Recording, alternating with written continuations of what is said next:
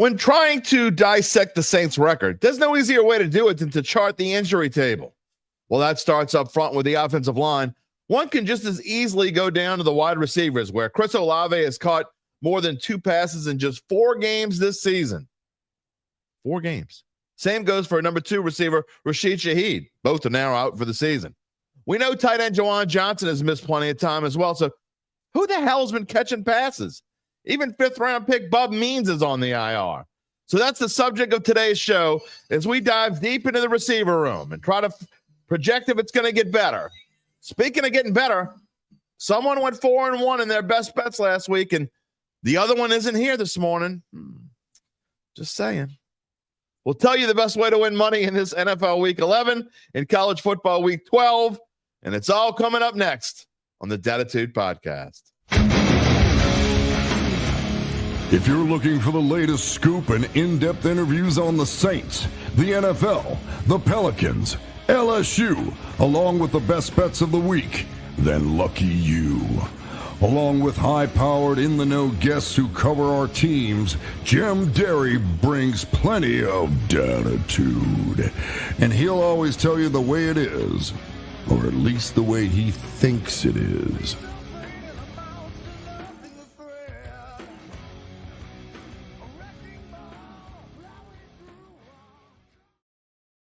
Where you at, New Orleans?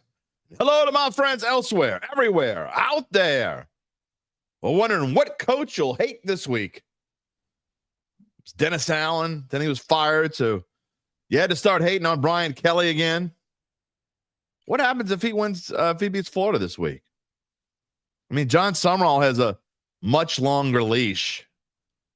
I don't know what happens if we get the trifecta this weekend. The Saints, LSU, Tulane all win, and Derek Carr and Garrett Nussmeier each throw for 300 yards with no picks. I don't know. Who am I kidding? Well, something to complain about on Mono E Monday. But for today, we are keeping it positive, brother. We're keeping it positive on Dattitude, episode number 310, presented by Evangeline Securities for a Thursday, November the 14th, 2024. I don't know who it is, but it's like the third time in the last 2 weeks my phone is going off like right when I'm starting the show. I don't know if these people like have, let's just screw with them. It's like all kinds of different people too. What are these people? They don't know about Dattitude is live every Monday through Friday, except for Tuesday at 11 a.m. Central Time. What is wrong with these people? They don't know I'm your host, Jim Derry. 34 years in the New Orleans sports media business, and 1 week in a row with a winning record in best bets. I mean, if I'm calling out the haters, I got to call it myself, right?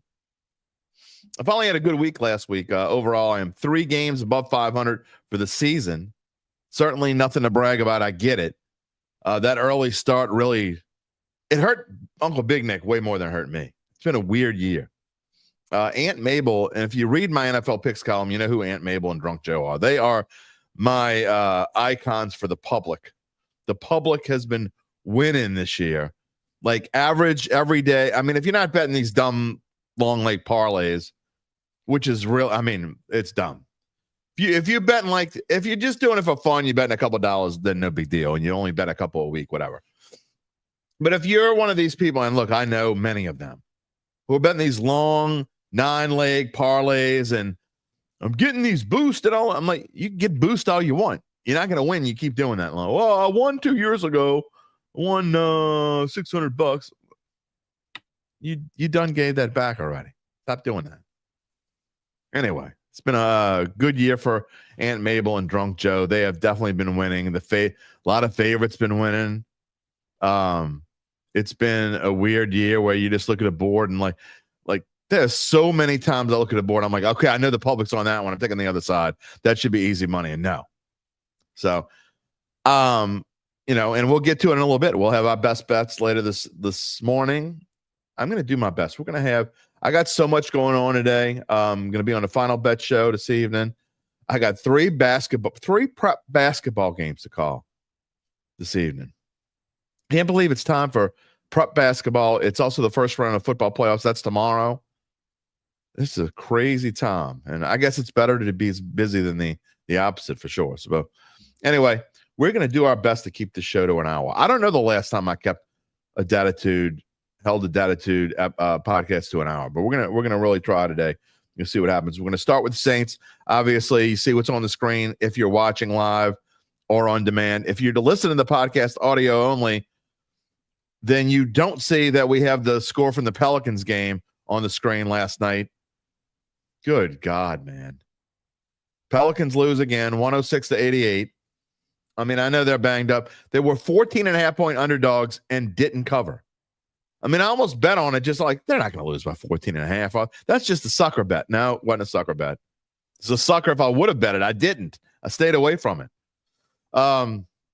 Some other things you see on the screen. We're going to get to comments in just a minute. I said we got a few in the queue. We'll get to them in just a minute. The Browns, not that it's that big of a deal because the money line didn't change all that much, but you'll see that the Browns are now a 1-point favorite. It started off, the Saints were a 2.5-point favorite right after the game on Sunday. Then the Sharps jumped all over that. It went in a hurry.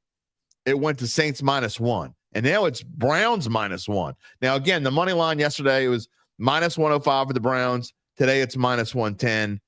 It didn't change very much in the grand scheme of things, but they made the Browns the favorite slightly. So they want you to know where they're at right now. This has changed almost. Also, what is that? 3.5 points in the matter of 4 days? That's a lot. Vegas likes the people betting like the Browns. We're going to see. I'm just going to give you a little tip.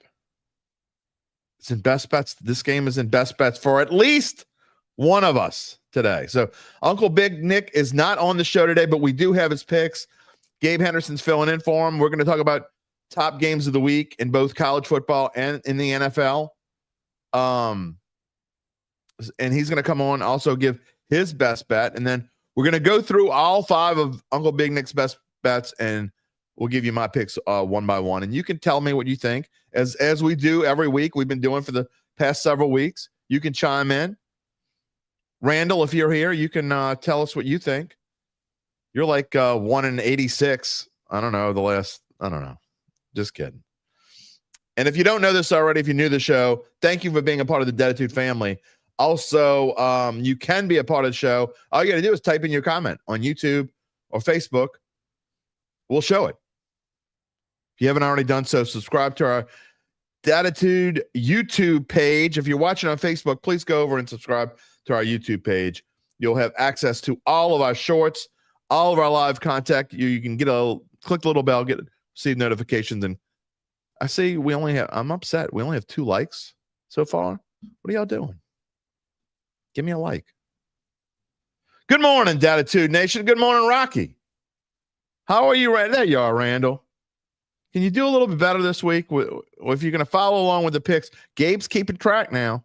S. Callie, good morning. Who dat? Good morning to the Saints Nation. Randall hopes we hire Cliff Kingsbury. Oh my God. No. We'll get do it. Look, good morning, Kyle. Are we really going to talk about coaching hires right now? Congratulations on my good week of picks. Thank you. Look, I got to take a bow whenever I can, right? I've only been, this is like the 3rd week I've been 4-1, but that could be a bad thing too, because that means I've had some other bad weeks. It started off bad. Dylan Smith, good morning. Who dat family? Feels good not to have to stress over football the rest of the year. You really don't have to stress. I mean, if you're an LSU fan, you kind of got to. What's up, Walt? Oh, Todd, my friend Todd, my alum, my fellow Shaw classmate. Sean, is it too soon to call Zion a bust for being oft injured and never available? Can't say never available. Don't like the word never. Can you call him a bust? I wouldn't call him a bust yet. Ray, good morning. Ray Ibarra. John Pace, good morning, Dattitude family. I wouldn't call him a bust. Zion has been a bust. I'm not calling Zion a bust. I mean, part of it is because of this training staff. We're going to get, I'm telling you, in this offseason, or at least when the Saints are done, we're going to talk a lot about this training staff. Good morning, Adam Varner. Welcome. Nakia Fields, go Saints. Welcome to the Dattitude family. Brian Pearson is asking, do I think the New Orleans Pelicans can still make the playoffs? Of course, it's only, what are they? I'm trying to do some quick math. They're not quite 1/8 into the season. Give my honest opinion. I'll always give my honest. But you think I've ever in 4 years, well, 4 seasons of this show, not given my honest opinion? That's one thing that I'm really good at, is giving my honest opinion. Chris Roth, this week, after an interim wins, teams usually regress right back to where they are. Getting ahead of me. Randall, you're here. You give me the winners. You holding them all for this week. I'll bet. No doubt you've been holding them winners. Douglas Thornton, good morning, my brother. How are you? Welcome to Dattitude, Thursday, November the 14th. Barry Ulay, Evangeline Securities. You didn't know that already? We're going to tell you more about them in a minute. Adam says, I think the Saints defense is a bad match for Jameis. What about the Cleveland defense for Derek Carr? What about Myles Garrett? Yikes. Toker 1J. Who dat? Welcome. PBM says the Saints will win out. Win out. That's going to really hose Gabe Henderson's 0 chances for the playoffs thing. Won't be stress unless you're pulling for him. Douglas said, watch the game last night. Pels look. You know what? I didn't even watch it. The 14th in the West. I got to be honest. I'm going to tell you straight up. Last night, and I told this to Gabe last night, like, I forgot to write my NFL. Well, I had already made all my picks, and I usually do them Tuesday for Wednesday, but I had something going on Tuesday, so I didn't have a chance to. So I was going to do them yesterday, have them in by this morning. I get home. I spent last night with the family. We went out to eat. We don't go out to eat all that much during the week, but we felt like it last night. Didn't want to mess with the kitchen, blah, blah, blah. So I get home. It's 8 o'clock. Put on the TV. I'm like, I'm not watching the Pelicans. They stink. Wife and I start talking. It's about 8:45. I'm like, oh, crap. Forgot to do my NFL picks. I had to run out here. I ended up working until about midnight last night. Rainy Cajun's here. I knew you'd be here eventually. Todd's wondering where all the receivers came from that Carr threw to. I didn't know we had that many receivers in backup. 15. He's throwing to 15 receivers. Nakia, we need to sign Michael Thomas. I absolutely welcome you to the Dattitude family. I'm fairly certain you knew. I've never seen your name before. Maybe you wonder another name. And I mean this with all sincerity. I welcome you to the Dattitude family. But we don't need that. Saints don't need cancer, man. Lance, who dat? Welcome. All right. Before we get to Gabe and the rest of the show, we're going to talk about, again, Saints receivers, no-name receivers. Dante Pettis. Gabe says, I didn't even know he was still playing football. He caught a pass last week, the Saints. Dante Pettis. That's who is the picture out there on the screen there. Before we get to Gabe and the rest of the show and Dante Pettis, let me tell you more about our friends at Evangeline Securities. It's about to get cool weather out there. Family's about to invade your house for Thanksgiving. You are thinking way past the holidays and about potential retirement. Family will do that sometimes, but how do you even get started if you're thinking about that retirement? If you're thinking about selling your family-run or privately held business and you want to spend Thanksgiving 2025 in Tahiti drinking something that has an umbrella in it, get in touch with Evangeline's managing partners, Nick Braden and Ron Hameld, and they can help you find out if it's possible and if this is indeed the right time. I mean, look, you don't have to go any further than finding out what your business is worth, because that's what you have to do first. So they can help you do that. They help you find out what your business is worth. Then if you decide to proceed, they're going to be there with you every step of the way. But you have to find out what it's worth. Then you can make an informed decision. Nick and Ron will maximize the value for your company by schedulizing. See, I come up with a new word every day here in the show, schedulizing. This is going to schedulize your complimentary valuation. And you could schedulize the rest of your life. More on this later in the show because we got them schedulized for about 11:45 when I talk about them next.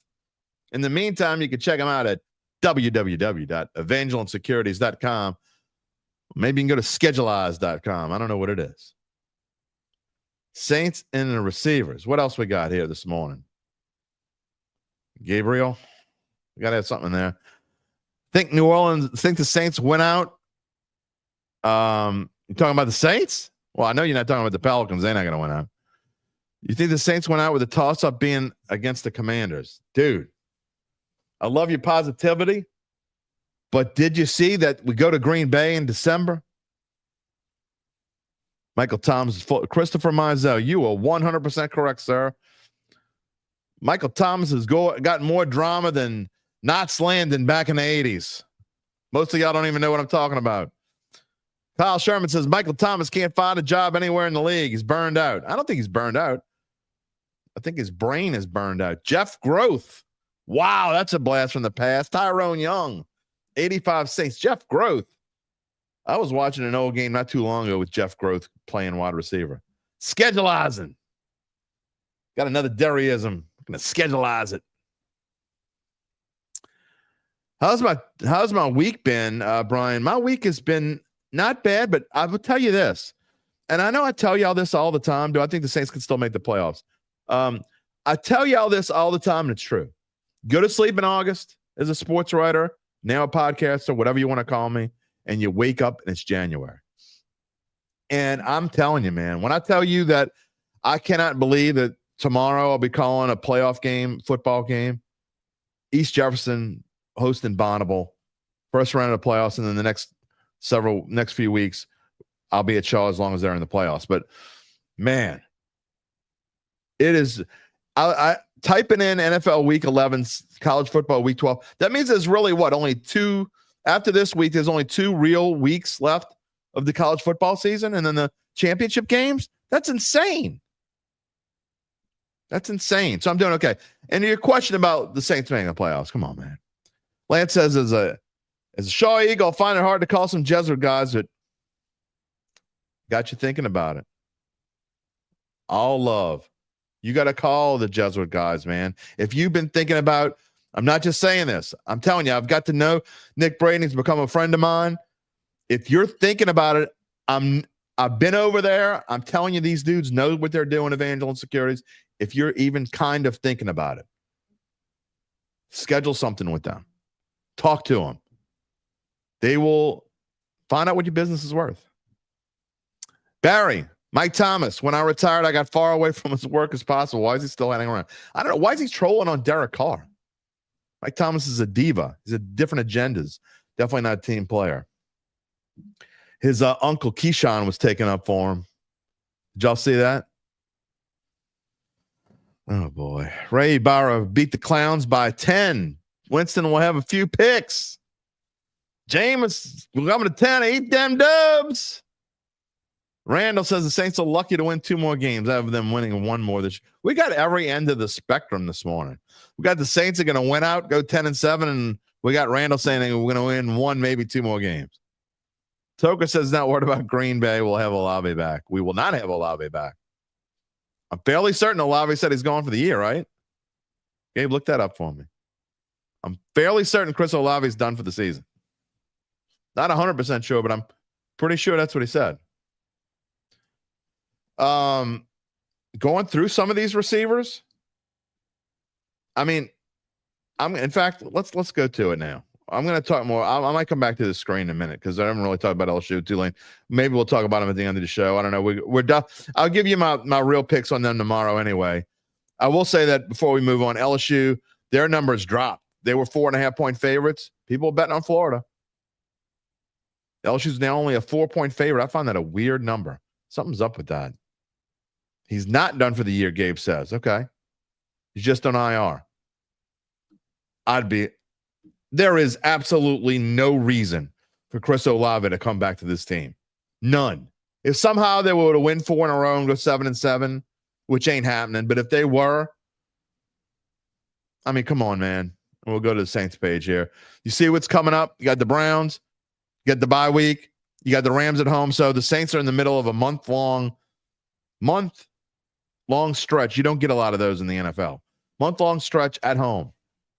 You need 2 things to happen, and this might be the last chance, actually, for them to ever do this because they're going to go to an 18-game schedule. The way that it is right now is 1 year you have 8 home games and 9 on the road, and then the next year you got 9 home games and 8 on the road.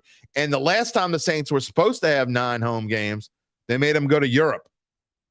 So they only had 8. So this is a rare thing where the Saints actually have 9 home games. So they have a month-long stretch at home right now. They get the bye week. They stay home for the Rams. Winnable game, yes, but they're going to be underdogs. By how much? I don't know. If I had to guess, 2.5, 3, then they go to the Giants, which, of course, is a winnable game. But with this roster, with this team, and we're talking about the offense right now, we'll probably talk more about the defense tomorrow with Larry. But if you're looking at your screen right now, you'll see that the NFL rankings, the Saints are 16th in total offense. And that's with all the injuries, that's actually pretty good. When Rattler was, and I'm not digging on Rattler, I promise. This is not about Rattler. But when Rattler, and he's a backup quarterback, it is what it is. When he left and Carr came back, they were like 22nd. So Carr has lifted them back up. But they're still 16th. Now they're going against a very, very disappointing defense that obviously has lost some pieces because they made some trades, they've had some injuries, and they just haven't played well, frankly. They've been on the field a whole lot because Deshaun Watson stunk. And now Jameis is just getting his footing in there. Will he be any good? I don't know. He's had a week off to prepare. We'll talk about that in a minute, I promise. Again, at least one of our crew has got Brown Saints in his best bets. Not going to say who yet. And I'm certainly not going to say what it is. But I think it's a kind of a minor miracle in a way to show you how, look, I've kind of dissed on Kubiak a little bit over the past few weeks, but I'm going to give him some praise right here. Because with all the injuries they've had, not just the offensive line, which has been bad enough, but to this receiving core, and Kamara actually played hurt a couple weeks. Also played disinterested a couple weeks because of Dennis Allen. But to have these numbers that they have, rushing 13th in the league, passing 16th in the league, the 16th most point net, so they're right in the middle. They're average. They're an average offense. And to have everything that's happened to them and have an average offense. Listen to this, okay? So this is one thing I want. You saw the if you didn't see it, I'll show it to you again. Today's front page. 15 Saints have caught passes so far this season. I'm making a joke. Hey, you catch, because you don't know who's going to throw it to. Dante Pettis, Kevin Austin. Marquez Valdez-Scantling was the hero last week. Cedric Wilson's been gone. He's off and on. Foster Moreau is not a name. We all know Foster Moreau, but he's supposed to be the blocking tight end. He's been playing a big part. Jordan Mims has become a part of this receiving game. You look at these stats, okay? And so one of the places that I go to find my stats, it's teamrankings.com, and it's actually a really good site, by the way. I use it for a lot of things. But they rank the top 100, okay? They don't go past that. They don't go past 100. The top 100 receiving yards. There are only 3 Saints on this list. And number 1 on the list out of the Saints is number 42 in the NFL. It's now Alvin Kamara. So your top receiver by yards is a running back. Now, don't get me wrong. Alvin Kamara isn't your regular running back. But he's your all-time leading rusher in franchise history, and he's now leading your team this season in receiving yards at 421. You're 10 games in. Your leading receiver has 42.1 yards per game. That ain't good. Now, by receptions, he is also your leading receiver by receptions, but it's a little bit different. There are only 2 Saints in the top 100 when you're talking receptions, per game. And Alvin Kamara is 11th in the NFL. Chris Olave is 55th. In yards, Chris Olave is 50th, and Rashid Shaheed is 73rd. So when you're talking about where the Saints team is receiving-wise, and some of the guys that have caught passes, and I like to go through and look, I'm not going to go through all of them, but just look at listen to the bottom of this list. Receptions. Jordan Mims, like we told you, is becoming 4 catches. Marquez Valdez-Scantling, as great as a week as he had, he's got 4 catches. Bob Means has 9. Jamal Williams has 4. You forgot about him. Cedric Wilson has 11. He was supposed to be a big part of this offense. Remember that? He was going to be the number 3 receiver, and maybe he is. Kevin Austin, Dante Pettis. Taysom Hill has 10 catches. Juwan Johnson, who missed a lot of time, has got 22. Foster Moreau's got 12. So Kamara and Olave and Shaheed still the bulk of the receptions. They have a combined 103 receptions out of the 198 completed passes. It has been just, how do you even succeed? So I guess what I'm saying is, if you want to look for some kind of hope this season, and you people that, look, I think it's crazy. Okay. Gabe thinks it's 0.0. I think it's more like, I'm going to go with what we said with Doug yesterday. Doug Mouton on the show yesterday. And I get, it's not 0.0. It can't be by mathematical, whatever.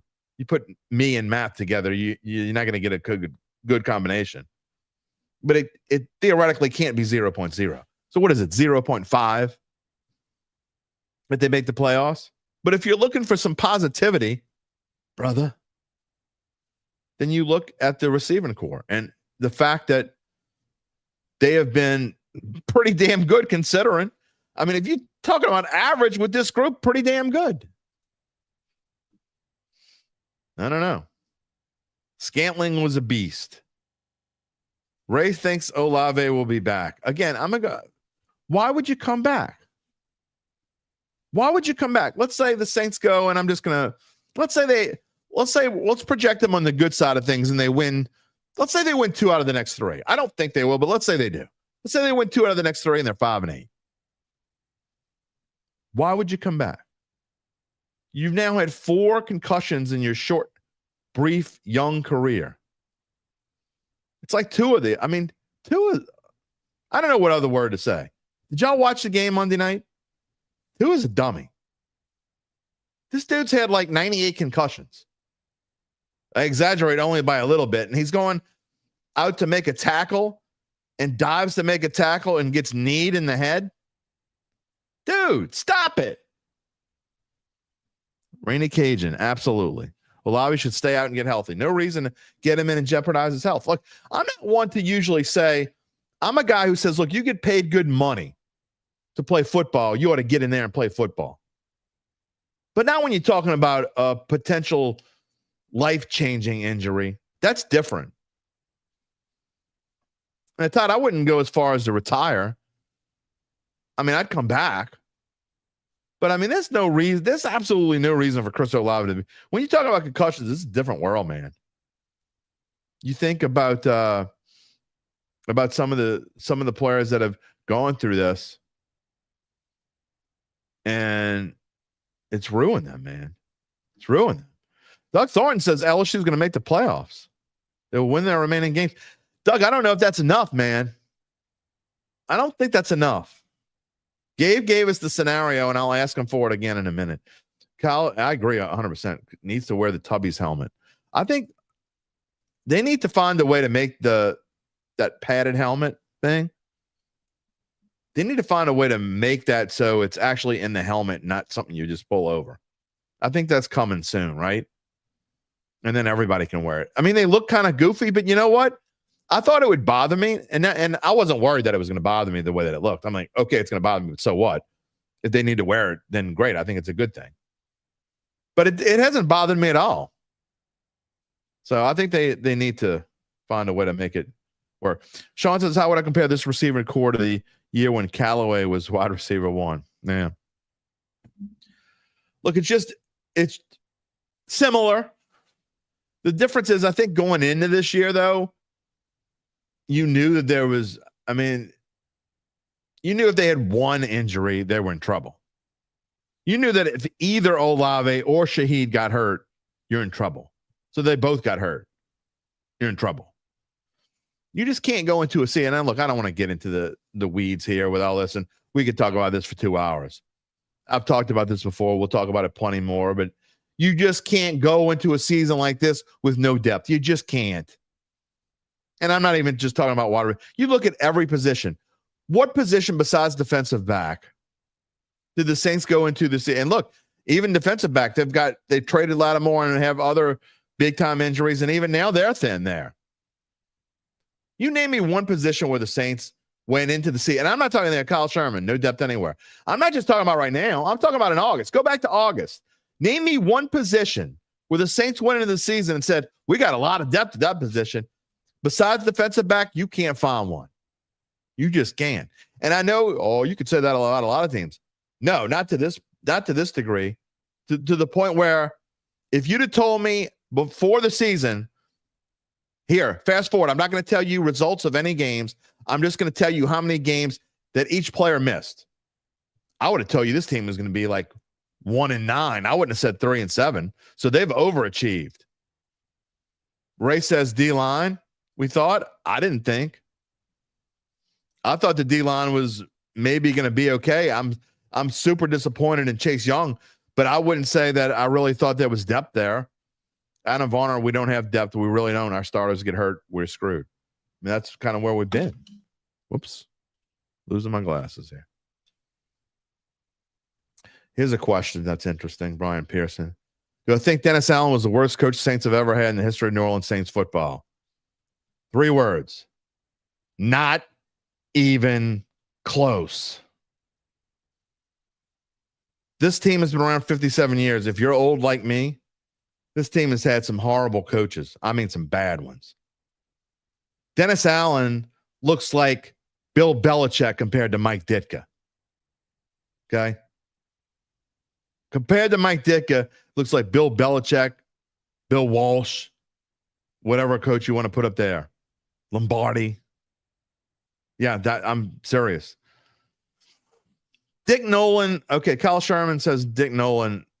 Dick Nolan had the 1-15 record, but Dick Nolan wasn't that bad of a coach.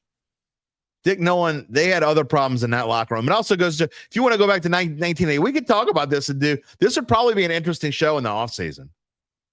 Compare like coaches or compare eras. 1980s team had a much different problem. Dick Nolan actually led the Saints to their best record that they ever had in 1979 before they got to 1980 and went 1-15. He was fired when they were 0-12. They had they had other problems, if you catch my drift. All right, dude. Come on. Jim Mora. Jim Mora. Dude, you better stop toking. If you think Jim Mora was a bad coach, come on, man. Jim Mora is unquestionably, like, it's not even close, the second best coach in this team's history. Like, it's not close. Ray knows what I'm talking about. Chuck Muncie. Poor Chuck Muncie got in a little bit of he had a little bit that white candy. Liked it a little bit too much. He wasn't the only one. A lot of other problems. Archie will tell some stories if you ever get to talking a little bit. I'm sure he would tell you some stories. All right, we got to move on. Look, I'm going to finish the show with Saints. We're going to wrap it up with Saints today, but I do want to get the best bets. And again, stick around. If you want to comment on any time on any of our picks, feel free. What we're going to do is we're going to show Uncle Big Nick's. Well, we're going to talk about the top games. Jim Moore, love the diddly poo, is the best rant ever.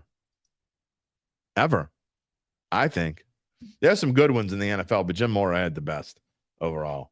There's a reason why I keep playing some of them here on the show every so often. Anyway, we're going to wrap up the show. We're going to come back to this slide with the Saints, but we want to get to the top games and our bets of the week because I'm doing my best. I swear. I'm going to make it a goal. I don't think it's going to happen. We're going to try to finish under an hour today. We'll see what happens. All right. Top games of the week. Gabe Henderson, you're taking the place of, man, you don't look like Uncle Big Nick. You're not nearly as ugly, and I can't see, but you're not wearing like a big dummy shirt or something like that. I'm not. I'm just wearing a plain blue shirt. All right. Well, what you got before we get to you got anything you want to press my buttons on? Well, I have a great transition between Saints receiver talk and bet talk because at the beginning of the season, and I bet you'll be glad we didn't make this bet now, but you were talking about Cedric Wilson and how he could be an important part. And I said, he doesn't even sniff 500 yards. And you said I would take that bet every day of the week. We never went further on it, but he's got 122. Yeah, you're going to be right on that for sure. You're definitely going to. You thought that was a good transition there. You're definitely going to win that. Mark Satanovich, welcome to the show. Mark, you've been following us for a long time now.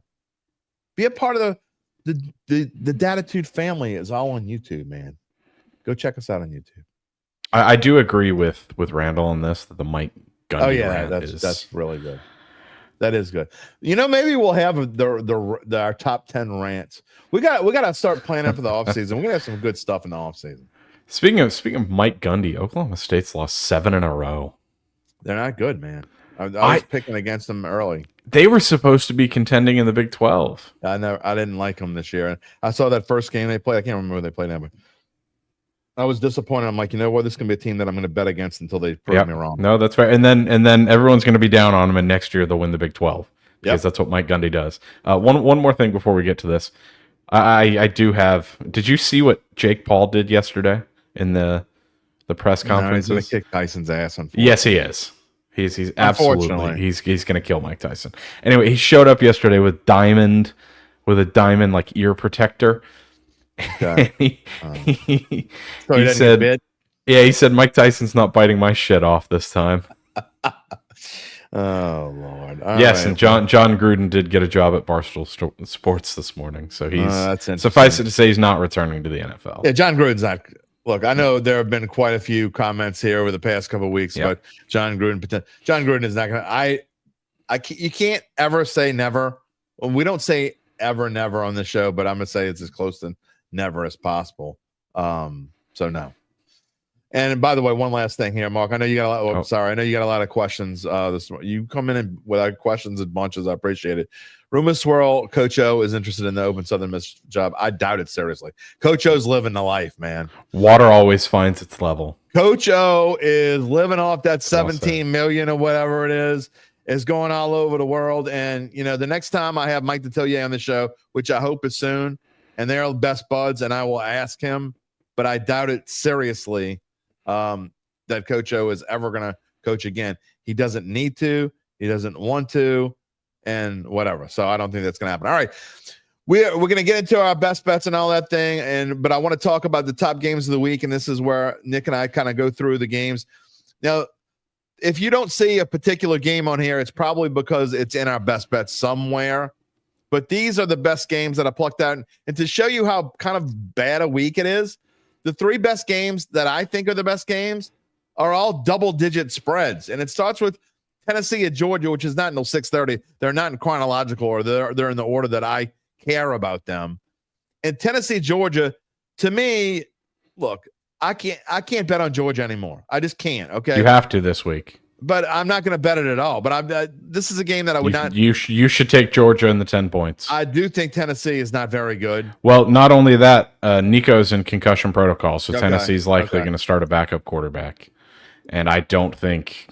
Say what you will about Georgia last week. I learned my lesson picking them in good spots. They still have a good chance to make the playoffs. Yeah. So they will. I don't think a backup quarterback goes into Georgia and keeps it close.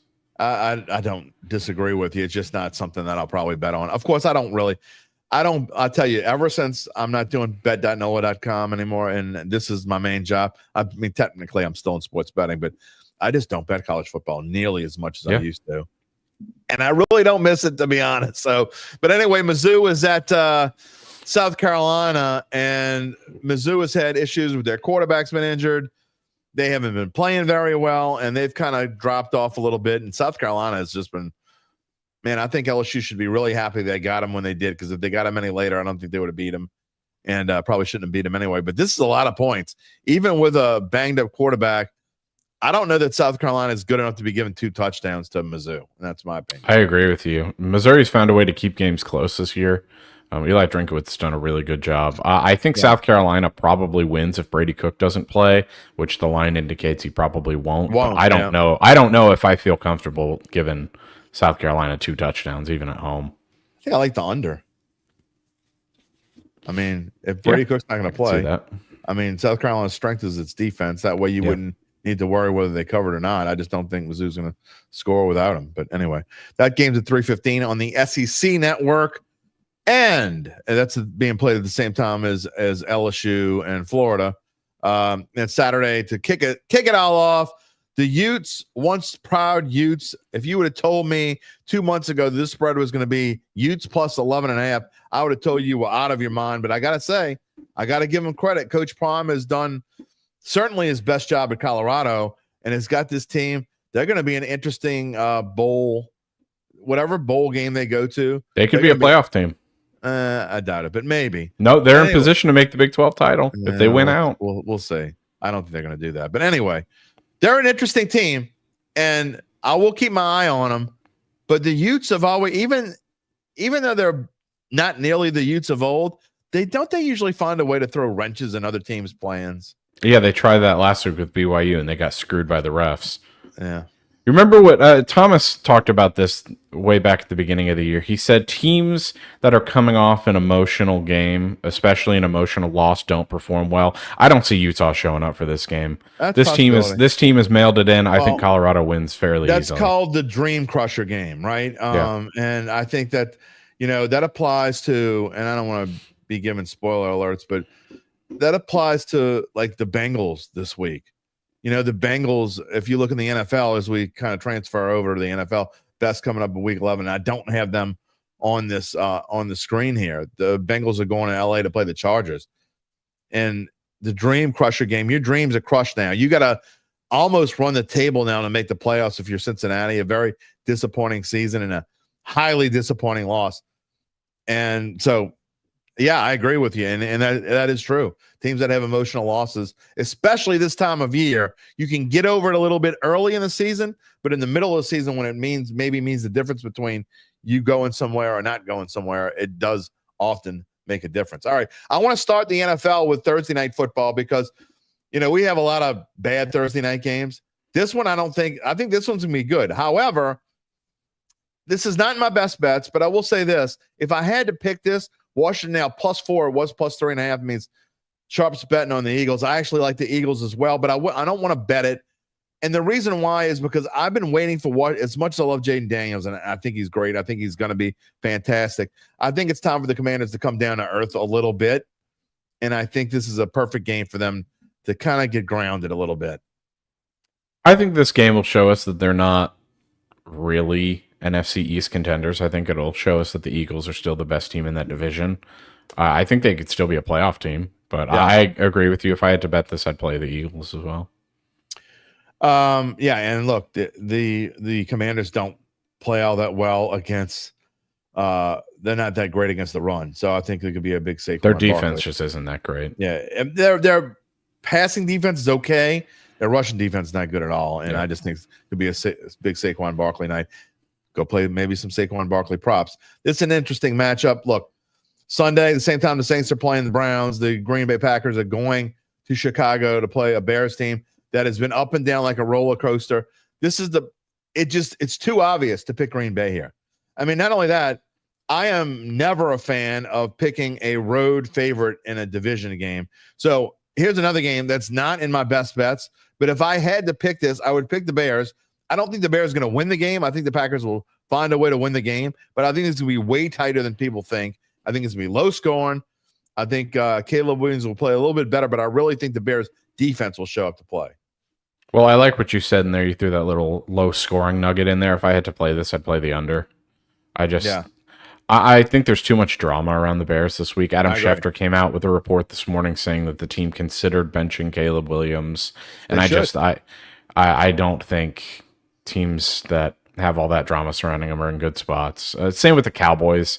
I wouldn't bet on them. So I like the under in this game. Say it with me, Gabe. He's a bum.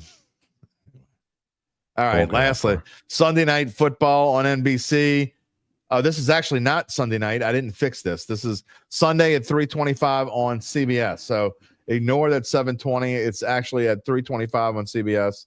Are you writing Randall's pick down? He's got Green Bay by 9. Now after I delete his picks from last week, I'll note that. Okay, I am definitely on the Bears now. I might bet it now. I was thinking about it. Now I'm definitely betting it. Sunday 3:25 on CBS, not 7:20 on NBC. The Kansas City Chiefs. Obviously, one of the marquee matchups of the year in the regular season. We look forward to it. Chiefs +2. Is this the week that the Chiefs bubble is going to burst? I ain't betting against them, but I will say this. The Chiefs are not only due for a letdown, they've used up just about all the luck that one could use up in the first 10 weeks of the season. and they don't play the Bills very well in the regular season. They beat them in the playoffs all the time, but in the regular season, they're not nearly as good. I think Mahomes is 1-3 in the regular season against the Bills. That being said, I wouldn't touch this game with a stick. And if I had to bet it, after all that being said, I would still take Kansas City. Don't bet against God. Exactly. Well, I'm in the regular season. It's a little easier. It's the regular season, but still, I mean, how's it working out so far this year? No, not Watch them lose to the Panthers in a few weeks. That would be some crap. I mean, that'd be really funny. Josh Allen's so damn up and down, and sometimes he gets too hyped for a game. I just I'll tell you, if Lamar Jackson wasn't doing the things he was doing this year, Josh Allen would probably be the MVP. All right, now I might switch my pick. I might pick Buffalo. Randall says KC's going undefeated. KC's not going undefeated this year. They're not going undefeated. They're not going. I'm undefeated. not booking it. They're not going undefeated. Mostly, and you know what?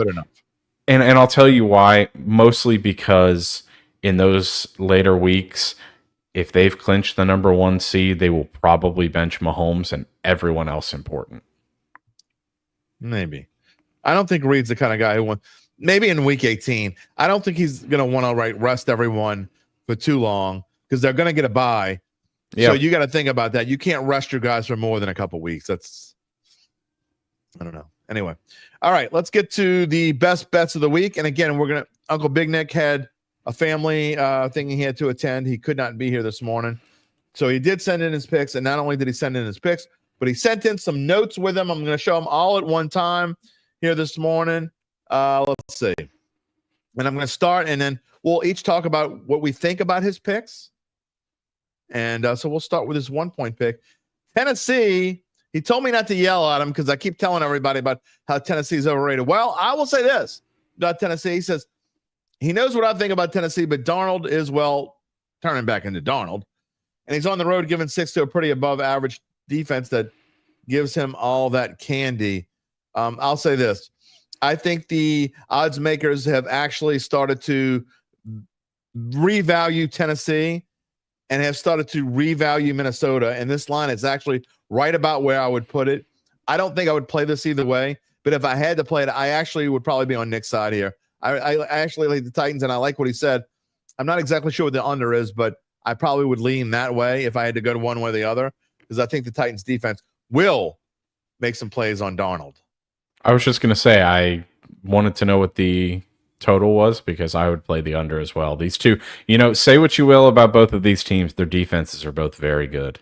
Yeah. I'm kind of on his side here, but again, I'm with Gabe. I would rather go under here. All right. I'm not going to comment on Brown Saints because, spoiler alert, this game is also in my picks. So I'm going to leave this alone. I will just tell you what he said. What Uncle Big Nick says. He says, the Fighting Winstons eat the dub and the honeymoon is over. You can wait to comment until I make my pick if you want. Well, I wanted to comment because I looked this up earlier. Based on what you said, you said, you noted the spread change throughout the week and how it went from Saints -2.5 to now Browns -1. So I got intrigued, and I mentioned this new feature with BetMGM where you can see how all the money is playing. 70% of the public spread bets are on the Saints. 72% of the money line spread bets are on the Saints. So really, I mean, it is exactly what you said earlier. It's the sharps are all over the Browns, and I think I would side with them on this one. Well, we'll see what I think in just a minute. Randall likes Minnesota. Of course he does. And Randall likes Cleveland. But he's got a bias against Saints now, so noted. We'll see. All right. His 3-point pick is Kansas +2.5 over BYU. He says BYU is giving up less than a field goal at home versus a 3-6 Kansas team. Too fishy for him not to take the bait. Kansas is the best 3-6 team in the country. They play tough, and I think they win the game outright. I'm not betting against BYU at home. Dollar Bill says never bet against BYU and Provo at night. Dollar Bill gets it. The part of the Ship It Nation, by the way. We got to give the Ship It Nation some love, and Thank Uncle Big Nick. I'm going to disagree with you, BN, on this one. I'm just not. I agree the line is a bit fishy. I think it's showing a little bit too much respect to Kansas, and I think it really reflects BYU from last week. But I think last week, if BYU was going to drop a game, was the week that they're going to do it. I might pick against BYU on the road later this season, but I'm not picking against them at home. I wouldn't doing it. I wouldn't touch this game with a stick. But I will say this: that spread screams that they're begging you to bet on BYU. They're absolutely betting. Sorry, Uncle Big Nick. Randall likes BYU. They're begging you to bet on BYU. So if somebody gave me $50 and forced me to bet on this game, I would probably be on Uncle Big Nick's side here, only because the line is like just not only fishy, it's ridiculously fishy in my opinion. So, all right.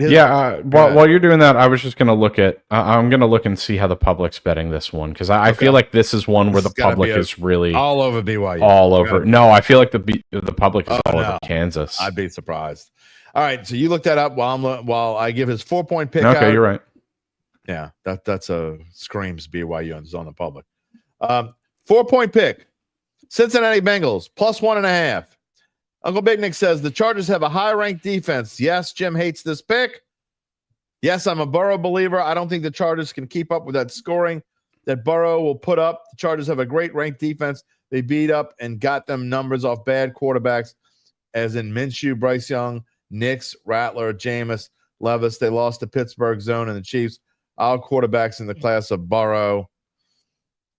I don't hate the pick, but I certainly, if I had to bet it, this is actually right where my number says it should be. It says it should be Chargers 1.5. Again, this is an Aunt Mabel drunk Joe. I don't even need to look to know that the public's all over the Bengals here. I mean, you can go look it up if you want, but I'd be shocked. Oh, well, sure. I bet they are all over the Bengals as well. And so if I were forced to bet, it's not a game I'll touch either way. But we talked about Dream Crusher. That's why I brought up the Bengals. I just don't know what the Bengals have left emotionally to play. I would bet the Chargers here. They're playing for something, and I think they continue to play well. And I think the Chargers defense is good enough. 62% of the public is on Cincinnati. There you go. Randall notes the Chargers can't score. Randall, you or I could score on the Bengals defense. Awful. Yeah, they're terrible. The Bengals, and that's why I would play the over in this game. I think over 47.5 at least at BetMGM. I don't have DraftKings pulled up, but I would play the over. It's a high total, but I would play the over. I don't think either of these. I don't think the Bengals defense is stopping anybody, and I don't think the Chargers defense, as good as they are going to stop Joe Burrow. All right. Again, we have plenty of Saints comments in the queue. We'll come back when we're done with our best bets. I'm going to wrap up the show with some Saints comments. So I know a couple of you, Linda Johnson, you got one. Sean has got one. Mark Satanovich has got one, and there are probably a couple others. We'll come back to Saints. We'll finish that up. And to wrap up Uncle Big Nick's picks, Navy Tulane over 50. It's now 52.5. It was 53 when he did it. He's actually getting a little bit of a bump. Over 52.5. I wouldn't bet this. Tulane's played a lot of overs. However, Navy's been under lately when they were like over. For a 5-point pick, I think, look, he's been good with his total, so I'm not going to go against him, but I don't necessarily love the pick either. Yeah, I think Navy's come back down to earth. By the way, he says his note is 7 of 9 games for Navy went over the season. Yeah. And I think the 2 that didn't are the last 2 in a row, I think. I'm not sure who wins this one, but I'm sure there will be points. Make sure you mention he's hit 3-5. I'm sure who's going to win it. 3-5-pointers in a row. I'm sure. I think Tulane's going to comfortably win this game, but I do like the over. I think Tulane's going to do most of the heavy lifting, but I think Navy will find the end zone a few times. Dollar Bill says Navy's slow and 0, but allows 71 plays per game to opponents. Great over bet. I just don't know that Navy's going to do all that well offensively against Tulane. Neither do I, but I think they're good enough to score about 10 points, and I think Tulane could easily roll. All right, let's get into my picks again. We didn't go over last week, but we kind of told you already. Uncle Big Nick was 2-3 last week. The good news is, like he told you, he loves to tell you, he got his 5-point pick right. Well, that's great, but he only got one other pick right besides that.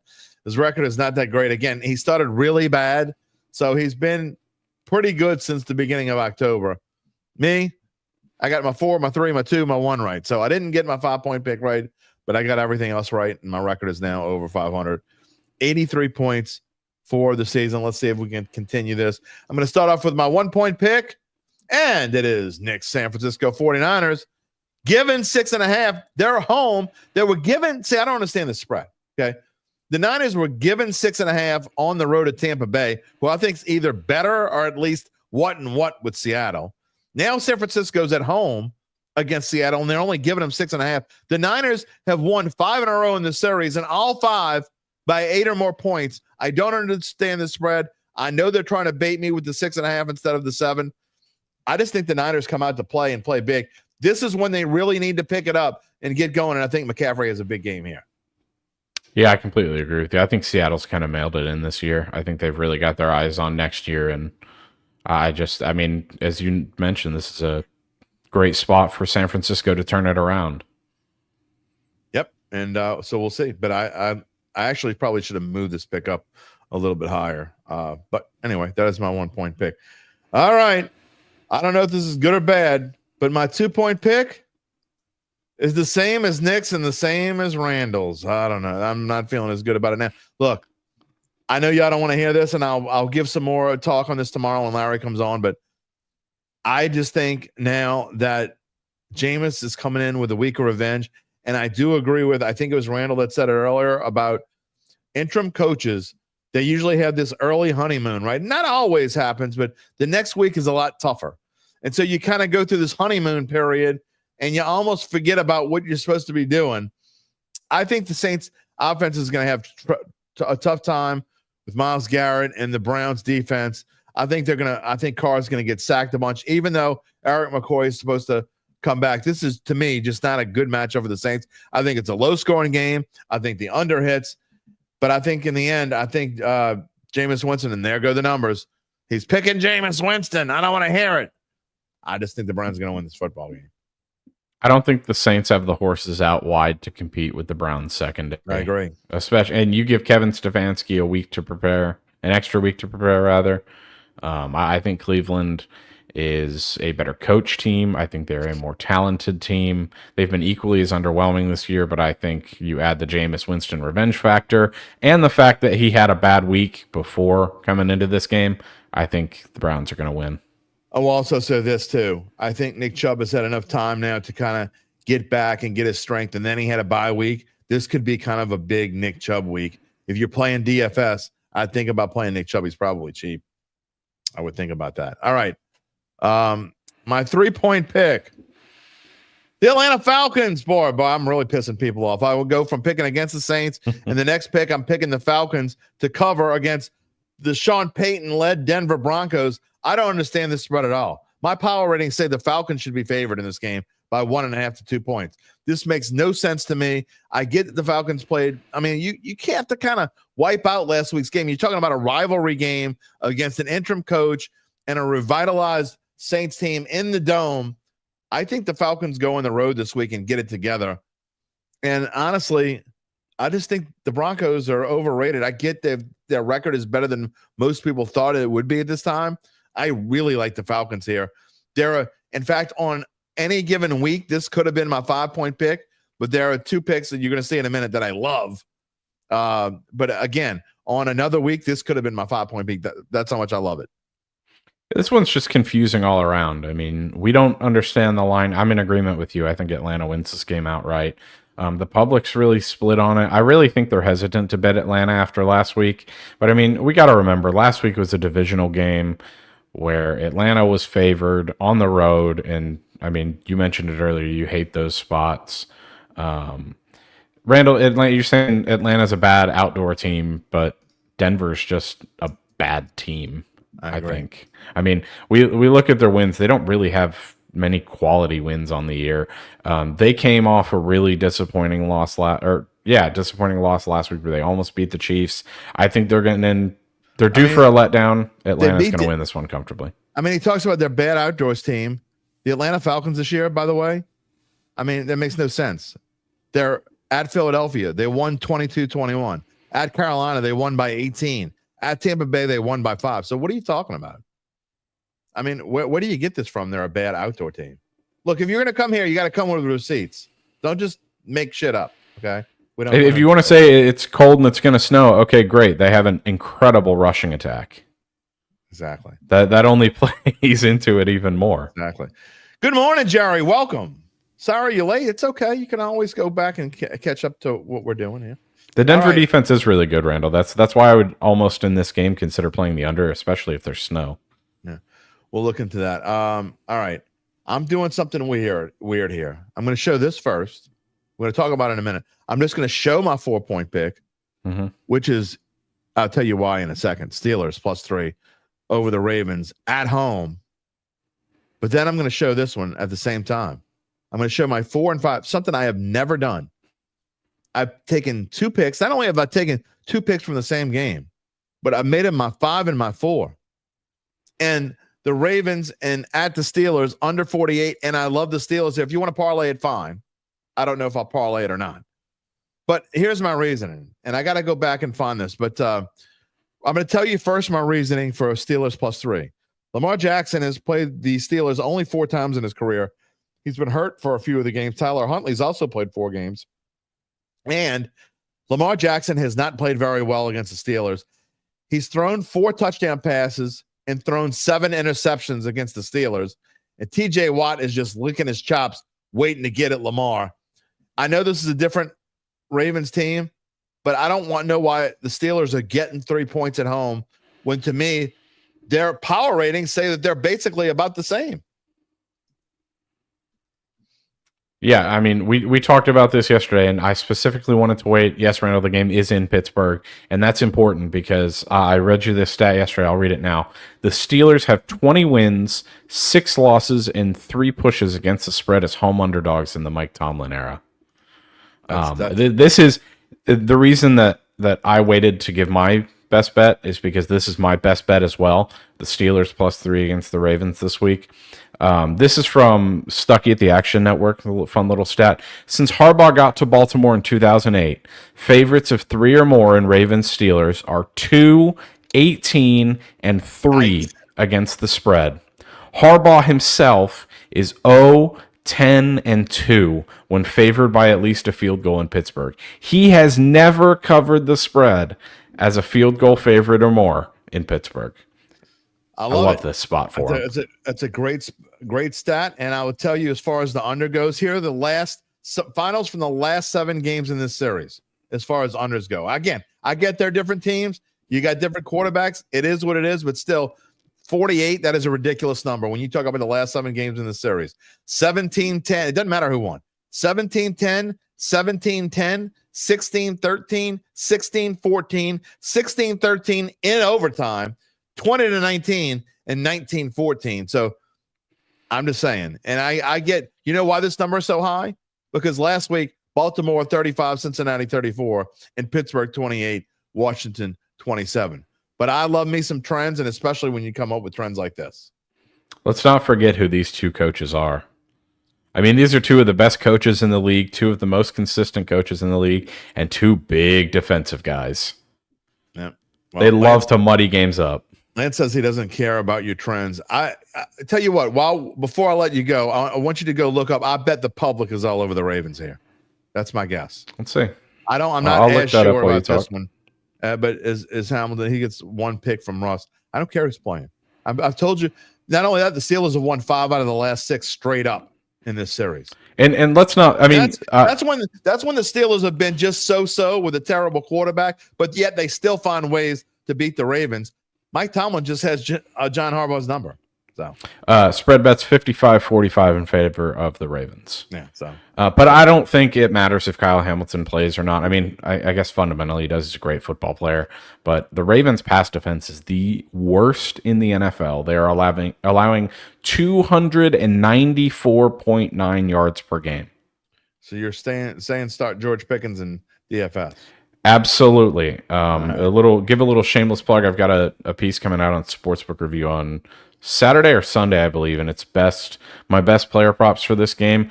George Pickens over under at Bet365, if you shop the market, is 66.5 yards. Hammer that over. Oh, and John, you fixed my picks. I'm just saying, I'm the one that was 4-1 last week. Just saying. I don't need anyone to fix them. Thank you. These are two of my stronger picks of the entire year. The Preacher Man, I will say this, and all fairness and transparency, Preacher Man says big running back's going to go off against Pittsburgh. Ravens win. Oh, you're talking about Derrick Henry. Najee Harris is a little banged up on the Steelers side.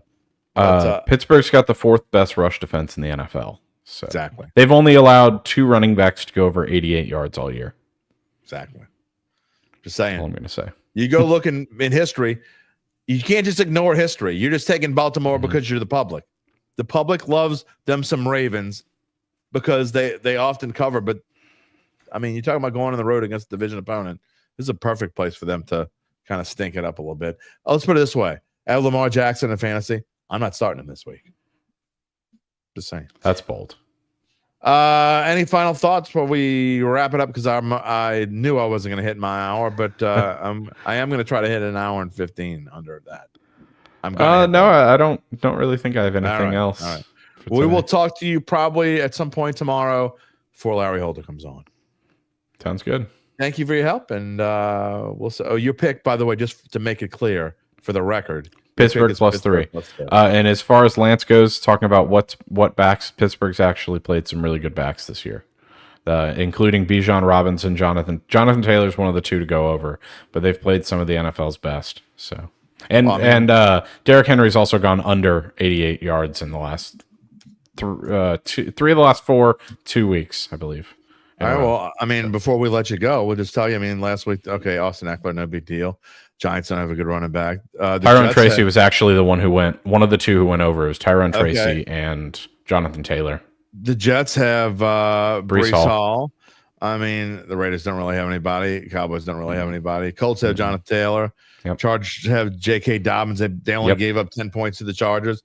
They only gave the Broncos 6 points. They gave up 10 points to the Falcons and Bijan Robinson. So, yeah, they've been fine. I mean, that just goes to show what they've done. So great rush defense. All right. We will see you tomorrow. Sounds good. Thank you, Gabe Henderson.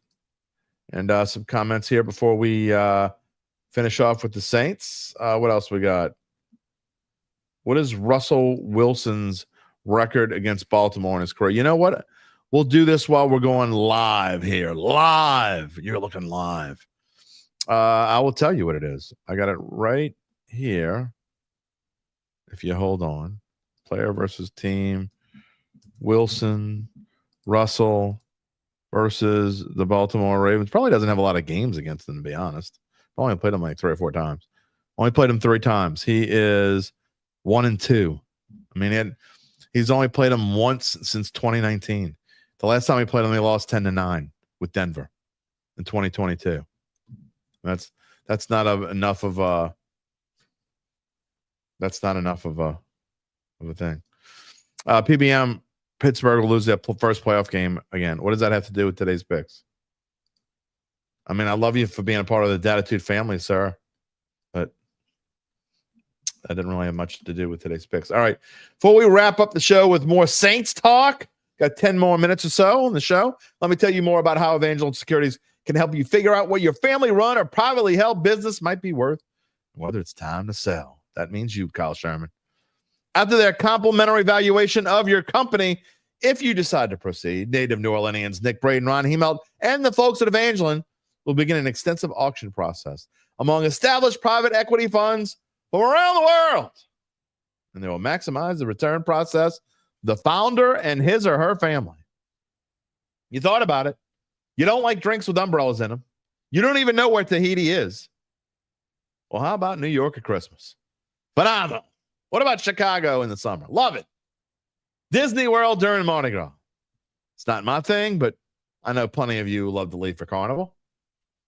Whatever your thing might be, Evangeline Securities can help you make your dreams reality. They are the top producer on their platform. Very few companies like them in this area, and none with their dedication and success. They are fully licensed and ready to serve you, so get in touch with Nick and Ron about what's really important. The rest of your life. You can find them at www.evangelinesecurities.com. All right, what else you got to say about them Saints this morning? We're going back to Saints. Let's see. I had some comments that I wanted to show from earlier. I got to go back into the queue somewhere back here. Jim Mora would have been legendary had he not been so loyal to Carl Smith. You know, we don't hear as much about Carl Smith as we used to. That's probably a good thing. Ooh, poor Carl Smith. What else we got here? There was another one that I really wanted to show. Where is it? Was it that far ago? If you see a comment from Linda, Gabe, show it. I remember her name was Linda. I don't see it now. I don't know where it went. All right, Mark. Oh, I'm sorry. Go ahead. Show it again. I'm sorry. Mickey Loomis, GM of the Saints for 22 years. Saints had Breeze for about 14 years. It's actually 16. 16 of those years were 50% or less. Mickey Loomis does not know how to manage a championship team. I think y'all put too much on Mickey. I don't know. Sean, so Winston will be eating the crab legs. The car will look like a lemon. Boy, if the Saints lose to the Browns this week, all the car haters will be back out en masse. En masse. Randall says, good show, Gabe.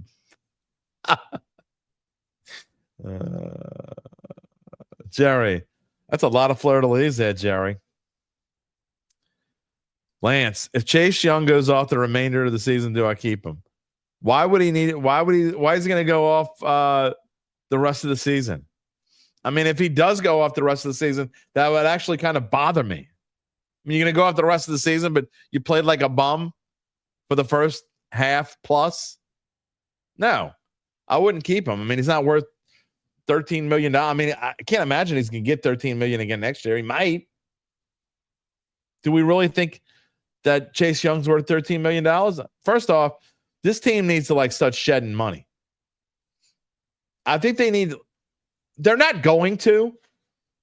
Okay. I'm pretty sure they're not going to do this because everything I've read, these egomaniacs still think that they can win soon.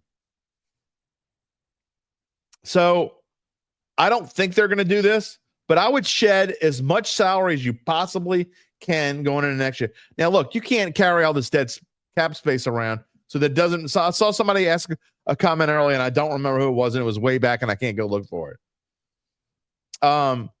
Somebody was asking about Derek Carr and what I think. Derek Carr is going to be the quarterback of this team next year.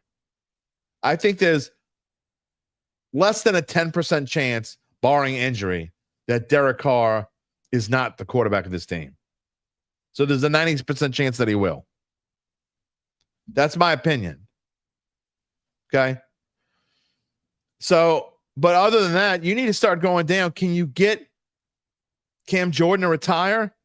There it is. Mark Satanovich Derek Carr will be our quarterback one in 2025. There's always a way out of a massive contract, but it's kicking the can because then you got to spread dead cap money across multiple seasons. And I don't think the Saints want to do that, nor should they. I mean, look, y'all can, and I'm going to bring this up again, and I know y'all hate when I say this, but it's true. Look, there's a reason why I put this on the screen. We talked about leaders in the NFL and who the Saints leaders are. I mean, Derek Carr is 7th in the NFL in passer rating. The Saints are 16th in passing, and it ain't because Spencer Rattler played 3 games. There's a reason why. It's because Derek Carr has been really good. Oh, whatever. Really good. Really good. With this horrendous offensive line, really good. I'm going beyond average. He's been really good. I mean, just think about where they'd be if they're 3-4 with him as quarterback. That's nothing to sneeze. That's not great. I get it. But think about who he had to play with, even last week. Just saying. So Derek Carr's not going anywhere. I'm going back to my point of if I were running this football team, which obviously I'm not, nor would I ever accept that job in reality.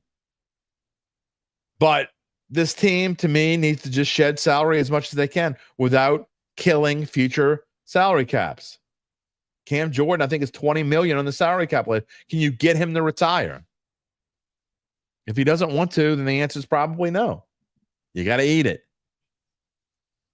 But it's going to take, this is a multi-year recovery process. And if they don't realize this, and if they keep kicking the can, they say, we can win next year. You can't win next year. Let's be realistic, okay?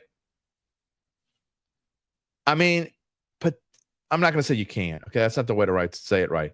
But if you do this again and you try to be mediocre to just above mediocre again, you're just putting off the rebuild and making it even longer.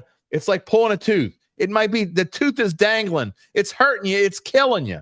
But you don't want to pull it because you're afraid to pull it. Dude, just pull the damn tooth.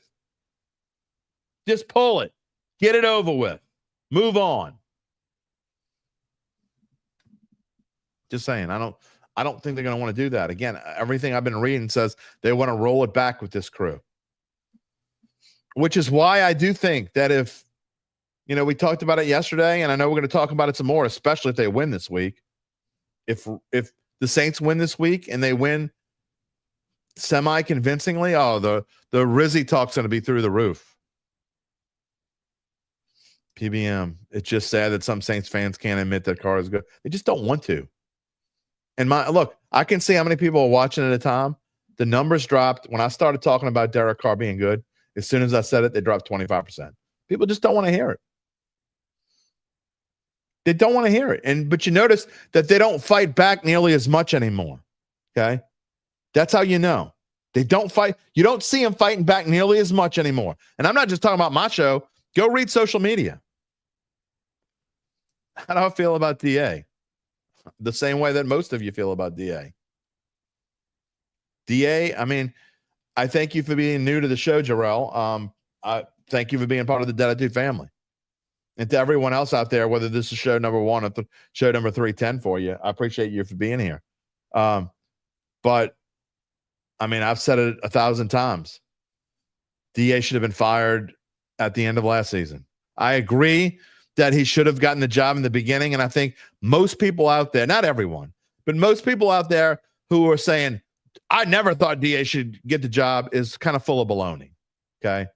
Not everybody. Some people were saying it from the beginning. There wasn't an outward hatred towards DA in the beginning.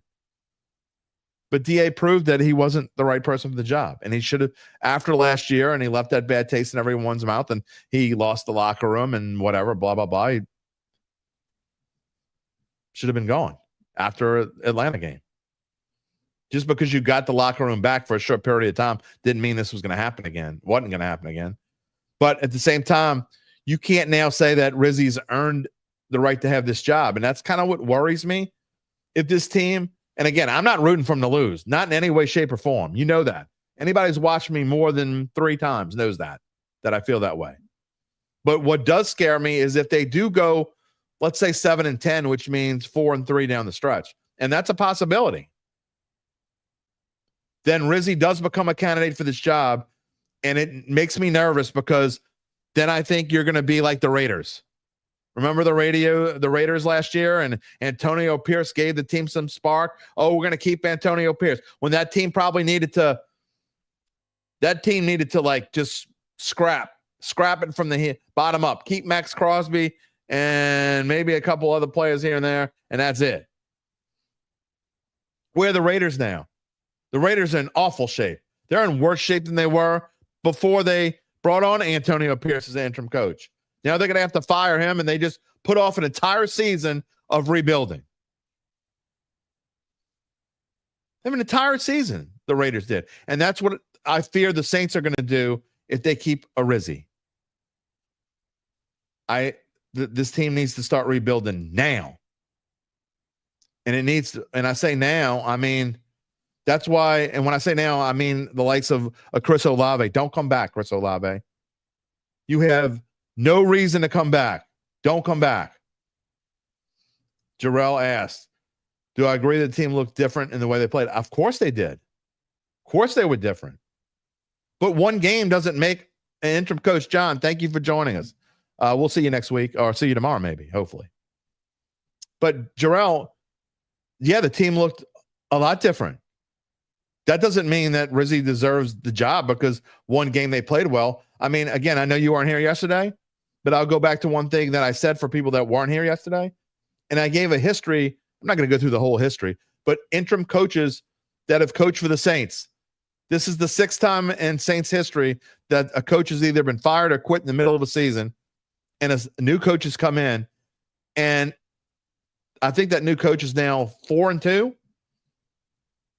And then they've lost all those other coaches that won that first game. They all lost the rest of them. Every single one. All lost the rest of them. One was 1-7, another one was 1-6. Now, I'm not saying that Rizzi's going to lose the rest of the games because I don't think he will. I think the Saints will win at least 2 more games, maybe 3 more games, maybe even 4 is the ceiling. But that doesn't mean that he should be the coach going forward. I just don't think going forward. Now, if they do go in 4-3, he deserves to have his name in the hat. But you also need to bring in young coaches that are not in this building, that have never had anything to do with the New Orleans Saints. And I mean, have never played a down for the Saints and have never coached a game wearing black and gold. I don't even want a former Steelers coach because he's worn black and gold, or a Purdue coach, or a Mizzou coach, or anyone else that's worn black and gold. Doesn't USF, wasn't South Florida wear black and gold? Or Central Florida wears black and gold, right? I don't want a Central Florida coach. They wore black and gold. Nobody that's worn black and gold. That's how much I think they need to completely rebuild. Lance, if you go rebuild, nobody's coming. I don't care. Whoever comes, it's probably going to be a rental anyway. I don't care. You need to rebuild. It starts in the trenches. We can worry about the coach in a couple of years. If this coach, whoever they bring in, you say nobody's coming. First of all, that's not true. The only one that's not coming is Ben Johnson. Don't say no one's coming. Don't say no one's coming. Lance, Kubiak will be okay in year 2. I don't think Kubiak's going to be here for a year or 2. I really don't. If there's a new coach, there's an excellent chance that Kubiak's gone, especially if they hire an offensive-minded coach. Why would an offensive-minded coach want Kubiak? Jarrell, you're right about this. You don't think we're in position to be picky. No good coaches touching this team. I disagree. Think about where the Saints were 18 years ago, 19 years ago. They had just come out of Katrina. The dome had holes in the roof. They were 3-13. They had no quarterback. That team was in way worse position 19 years ago than they are today. There ain't a soul on the planet normal. I mean, I would think anyone would want to come here. Why would anyone want to come here in 2005? Sean Payton did. And he talked Drew Brees into coming here. And what happened?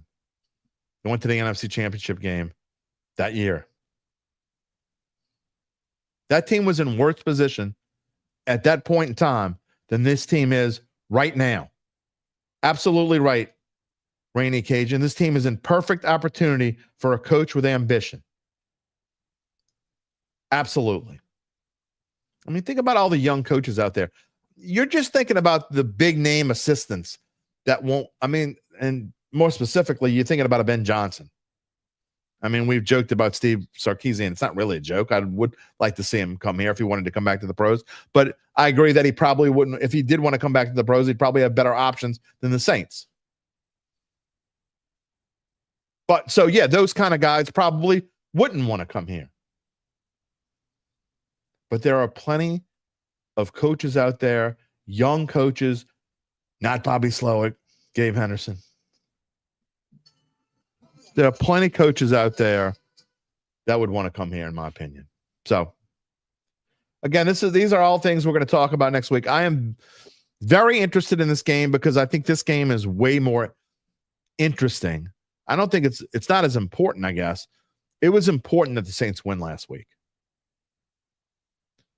Jarrell, you're new here and you're definitely subscribing. Thank you so much for being a part of the Dattitude family. We love new people, and we hope you comment like you did today.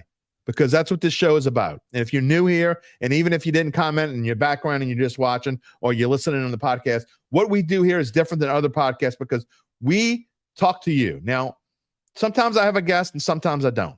For the new people, Mondays is called Mono-E Monday. It's just me and it's just you. And Gabe comes on for a little bit and we talk to you. And we have hundreds of comments and it's back and forth thing. That's what we do here.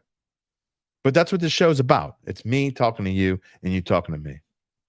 But real quick, before I wrap it up, I will say this.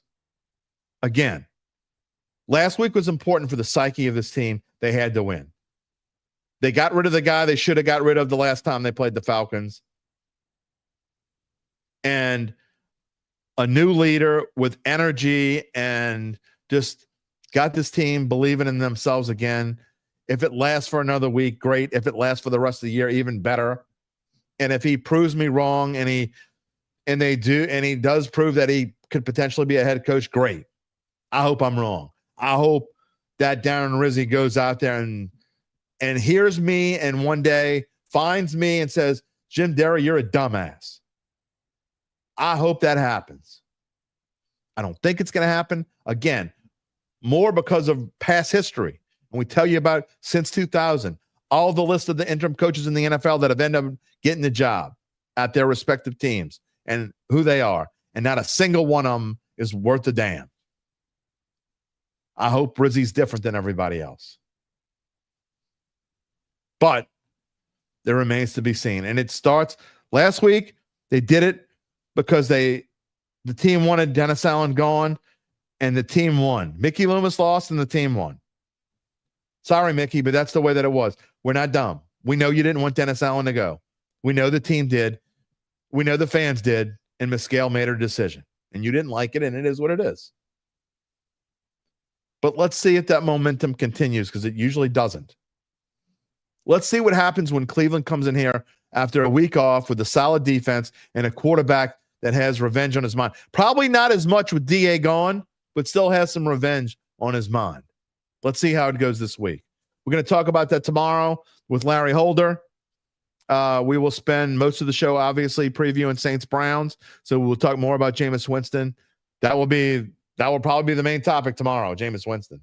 Lastly, Mark, you've been watching me long enough. I don't know if you're just pressing my button. Is Spencer Rattler a viable quarterback option for the future for this franchise? Spencer Rattler ain't a viable option for anybody's franchise, and I'm talking about even in UFL. You might not like it. 3 games isn't enough. 3 games is more than enough. That's Callie. Thank you for being here again. Enjoy your Thursday. Who Dat Go Tigers. Again, we will be back with you tomorrow. Jarrell Jenkins lives in Texas but loves the Saints. I don't blame you. Great show. Randall, thank you, sir. All right. We're going to wrap it up. We'll welcome y'all back tomorrow. You can talk to me. First 20 minutes will be just me and you. And Gabe probably come in. We'll talk to Larry for a half an hour or so, and we'll wrap it up the way we always do with your final comments and our final preview of our final word of Browns at Saints before the bye week. If we finally made it to the bye week, we're still here. Want to thank Gabe Henderson for coming on today. We wish Uncle Big Nick could have been with us. He had more important things to do. We completely understand. Again, some family issues for him, and Uncle Big Nick will be back in some shape or form next week. We don't know. I don't know exactly what I think our schedule is next week. I think we're going to do Monday, Thursday next week. I think Monday, Thursday is what we're going to do during the bye week. So there will be no Wednesday show next week, no Friday. We're going to do 2 shows next week and 2 shows the week after as we get ready for the long stretch run. Because, look, as we get into after Thanksgiving and into Christmas time in December, man, we go at it hard. We'll probably have a bowl preview show. Gabe and I may do that like we did last year. Those are fun. We're going to start diving into things other than Saints as we go forward. Because the Saints stink. I mean, we're still going to talk Saints. We'll talk Pels, but y'all don't want to just talk about losing all the time, right? We'll talk about other stuff too. That's coming up in the next couple months as we get into the big moment. December's a long month, man. It's busy. Busy time here. Larry Holder here tomorrow again, Saints Browns and the state of the NFL as we head into week 11. A reminder to subscribe to our Dattitude YouTube page. Click the little bell to receive notifications. Click the like button. If you're watching, click the like button for me. If you haven't done so already. Get notifications when we go in the air. Normally, Monday through Friday, except Tuesday, live at 11 a.m. on all these channels. You can always listen to us or watch us after the fact on this same channel. And you can get us wherever you get your podcasts, including Apple, Spotify, and many more, and find a replay of the show always on NOLA.com/sports. All of our stuff is on bet.nola.com. And don't forget about our friends at the Saints Insiders, NOLA.com/Saints. They will keep you up to date with everything that is going on, Saints. You can watch me tonight if you live in the New Orleans area on Channel 8, Fox 8. I will be on the Final Bet Show at 10:35 with Garland Gillen and I believe Juan Kincaid. You can catch me tonight. I'll be doing 3 basketball games from St. Paul's as prep basketball starts tomorrow night on VSN. I will be live at Joe Yanni Stadium, East Jefferson, hosting Bonneville as the first round of the playoffs. We'll talk about that tomorrow. We will see you tomorrow. Everyone have a wonderful Thursday. Go outside, enjoy this weather because it is a lot different than it's been. And we will see you tomorrow. Who dat, everybody? Take it easy, my friends. If you're looking for the latest scoop and in-depth interviews on the Saints, the NFL, the Pelicans, LSU, along with the best bets of the week, then lucky you. Along with high-powered, in-the-know guests who cover our teams, Jim Derry brings plenty of Dattitude. And he'll always tell you the way it is, or at least the way he thinks it is.